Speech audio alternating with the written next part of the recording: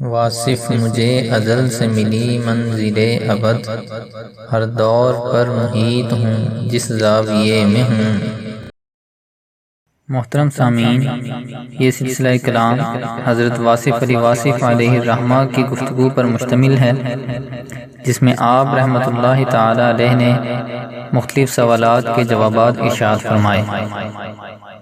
سوال پوچھا گیا، کسی پر احسان کرنے کے کیا کیا درجے ہیں، اس کی وضاحت فرمائیں۔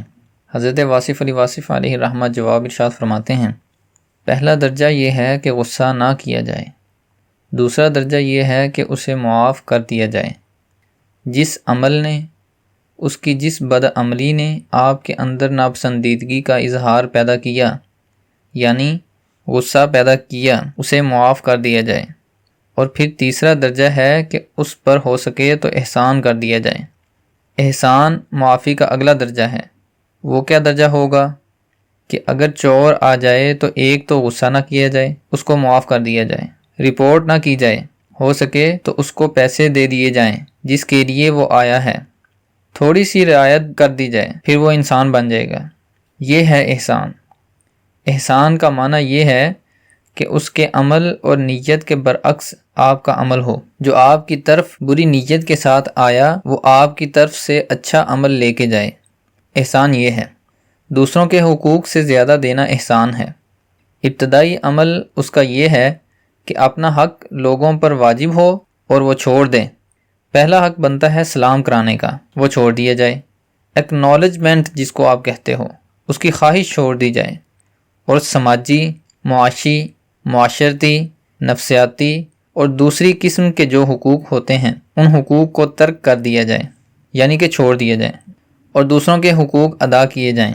تو احسان یہ ہے کہ کسی کا حق تو یہ نہیں ہے، لیکن ہمیں احسان کا حکم ہے۔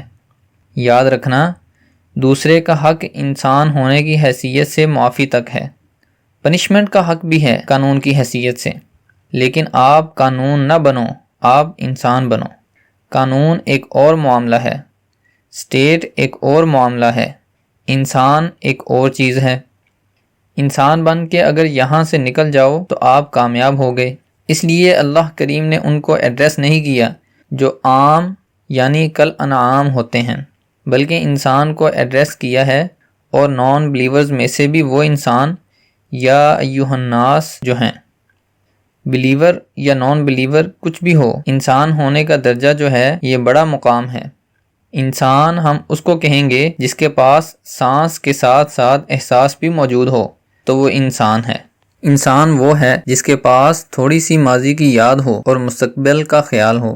جس کے پاس ماضی کی یاد نہیں اور مستقبل کا اندیشہ نہیں ہے، اس کو آپ انسان نہیں کہیں گے۔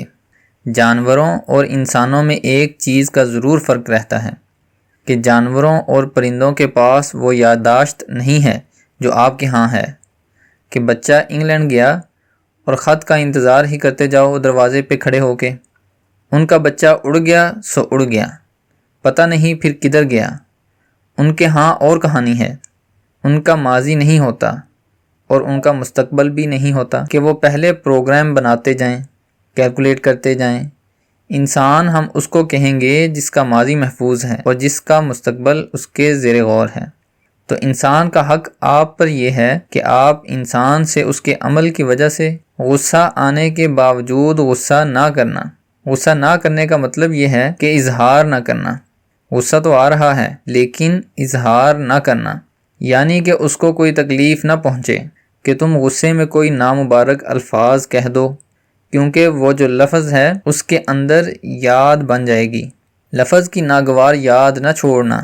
اچھے عمل کی یاد کو ایک برا لفظ ہمیشہ کے لیے تباہ کر سکتا ہے۔ اچھا عمل جہاں یاد میں محفوظ ہوتا ہے، وہاں برا لفظ اسے اڑا کے رکھ دیتا ہے۔ یہ تو ایٹم ہے اس کے لیے۔ اس لیے آپ اس کا حق ادا کریں۔ کیسے؟ الفاظ کی ناگواریت اس پر نہ پھینکنا۔ آپ نے احسان کیا، اس پر ویسے ہی مہربانیاں کرتے رہو، لیکن کبھی سخت لفظ نہ کہنا۔ سخت لفظ سے تمہیں ریلیف محسوس ہوتا ہے۔ تمہارا ریلیف محسوس کرنا ہی اس بات کی دلیل ہے کہ اس پر دباؤ پڑ گیا، لہٰذا اس کا انسان ہونے کی حیثیت سے یہ حق ہے کہ اس کی غلطی کو معاف کر دیا جائے۔ اچھے انسان ہونے کی حیثیت سے آپ کے لیے یہ مناسب ہے کہ آپ اس پر احسان کر دیں۔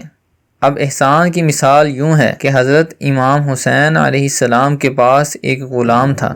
غلام سے کوئی غلطی ہوئی، آپ نے اسے ڈانٹا، مزاج میں تھوڑی سی تیزی آ گئی۔ غلام نے بسم اللہ کر کے پڑھا والکاظمین الغیظ، تو آپ خاموش ہو گئے۔ پھر اس نے پڑھا والعافین عن الناس، آپ نے کہا جا میں نے تجھے معاف کیا۔ اس نے پڑھا واللہ یحب المحسنین، آپ نے فرمایا جا تجھے آزاد کیا، پیسے بھی لے جا ساتھ۔